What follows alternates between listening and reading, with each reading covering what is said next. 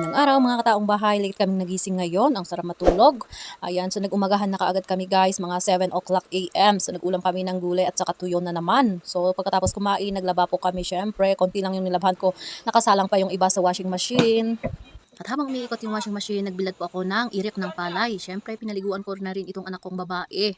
So, hindi pa naligo si Bunso. Bukas na lang ulit kasi super busy ako ngayong araw na ito. At dahil nga po, 2:00 na ng tanghali, kinailangan ko na talagang itago itong aking binilad na irik. Baka biglang umulan na naman. So, dito talaga sa amin biglang may pa-surprise yung ulan. Ay, nako, yung tipong akala mo umiinit tapos biglang bubuhos yung malakas na ulan. So, kinakailangan talagang maging alert to. So, buti na lang may tumulong sa akin. Kaso nga lang medyo lasing, kaya ayan. Halos hindi pa niya kayang buhatin pero hinayaan ko na lang kasi mapilit eh. Hindi ako kasalanan yun, di ba? Ayan, so pagkatapos kong iligpit, pumunta ako dito sa kabilang bahay. Ay, nako, grabe yung surprise ng mga daga. Kinain nila ng kinain yung mga irik namin, mga palay namin. So, naglagay ako ng rat trap, bahala na dyan. So, ayan, pagkatapos niyan, umuwi ako ng bahay.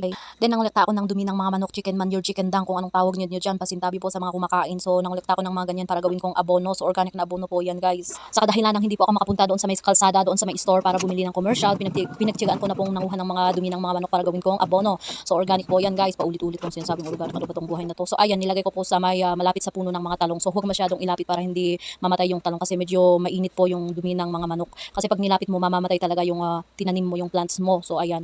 Pagkatapos ilagay, naglagay ng butas. Tapos, kailangan ding takpan ng lupa para hindi anuhin ng mga manok, hindi nila hukayin. Kasi pag may nakita nilang may uod-uod, bacharot, hinuhukay talaga nila. So, kailangan ibalik na rin yung lupa para mas maganda.